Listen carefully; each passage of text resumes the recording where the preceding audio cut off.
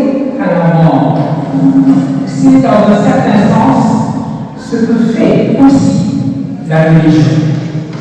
Ainsi, le philosophe Bergson parle-t-il de la religion comme une réaction défensive de la nature contre le pouvoir dissolvant de l'intelligence. L'intelligence a un pouvoir dissolvant et nous avons, contre cette dissolution, une réaction de la nature qui constitue de la religion. C'est dit dans les deux sources de la morale et de la religion. Autrement dit, la certitude de devoir mourir que nous avons, qui fait aussi notre humanité, va contre l'intention de la nature, contre ce que Brice appelait tout à l'heure l'élan vital, citant personne. En effet, et là encore je cite personne, la poussée vitale ignore la mort.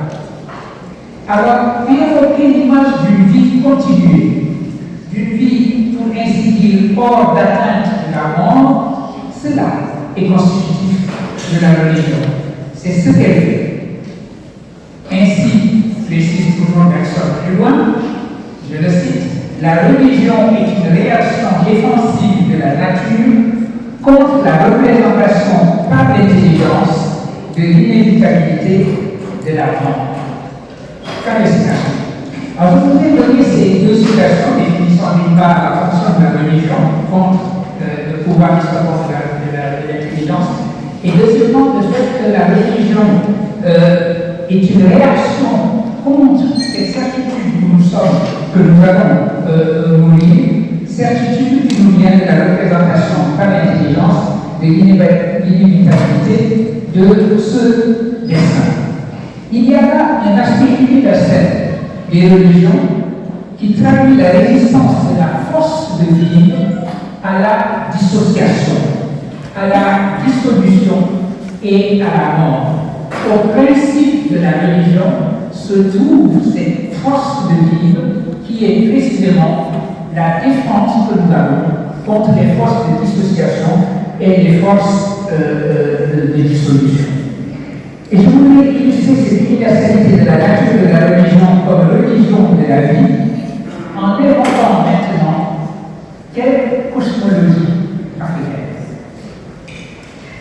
L'anthropologue et philosophe Louis-Vincent Thomas ainsi que René Dunod ont tous les deux constitué un important recueil de textes et de traditions sacrées en Afrique subsaharienne dans un livre déjà ancien, publié en 1969 d'abord et ensuite réédité en 1981. Et ce livre s'intitule Les religions d'Afrique noire, textes et traditions sacrées. Dans cet ouvrage, ils font cet important constat que les prières africaines, pour la plupart, tout en manifestant bien entendu une grande diversité de leurs expressions et des circonstances qui les ont fait naître, partagent cependant d'être très souvent des prières pour l'être. Évidemment, maintenant nous sommes revenus de cette manière cavalière qu'ont eu les anthropologues, chaque fois qu'ils mettaient les pieds sur un point du continent, de dire l'Afrique en général et d'avoir des conclusions très générales sur l'Afrique. Nous le savons maintenant, l'Afrique n'est pas un pays, mais c'est 44 pays avec la diversité, les diversités régionales, les diversités culturelles, etc., linguistiques, sont là. En revanche, cela ne nous empêche pas de penser et de construire un certain nombre de dénominateurs communs. Il y a ici ce dénominateur commun qui peut parfaitement trouver des preuves factuelles, des preuves empiriques, qui est que beaucoup de prières, en effet, sont des prières pour la vie, de son humanité.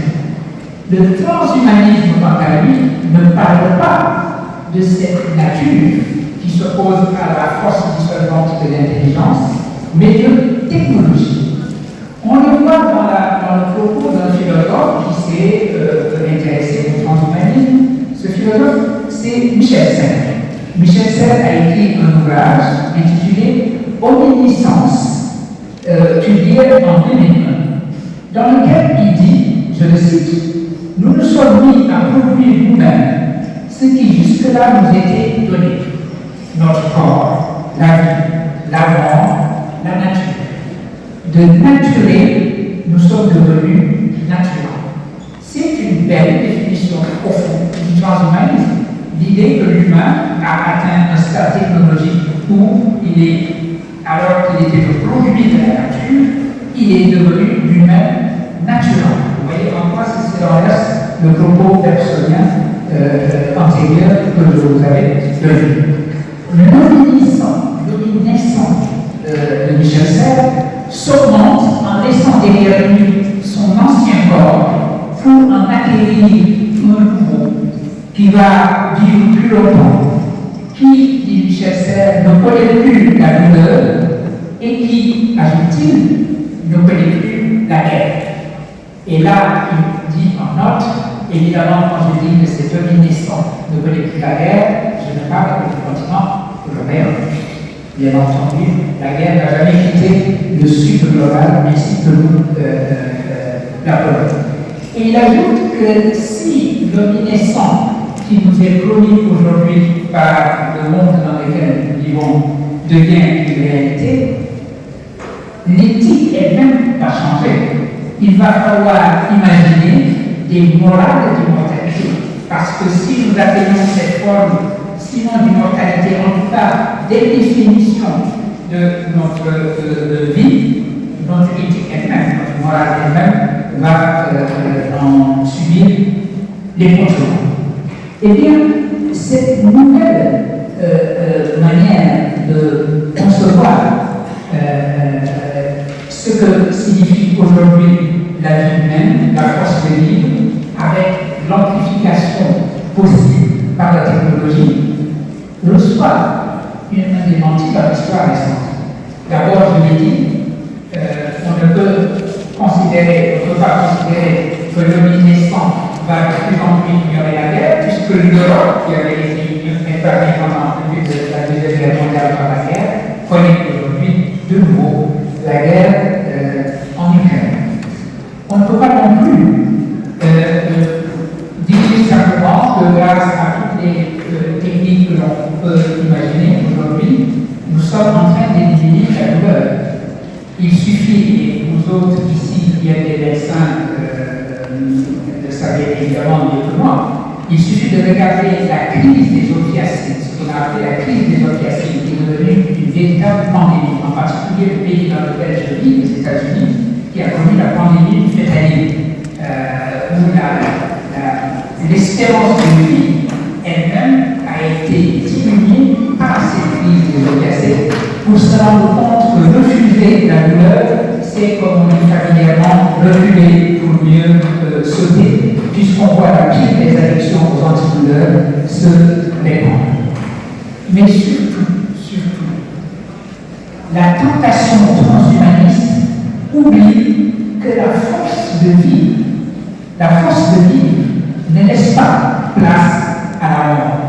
Selon la citation de Bergson que je vous avais donnée tout à l'heure, ou bien une citation, cette fois-ci, de Spinoza, qui rencontre Bergson de ce point de vue-là, qui a dit que la pensée de la mort n'est pas une pensée des vivants.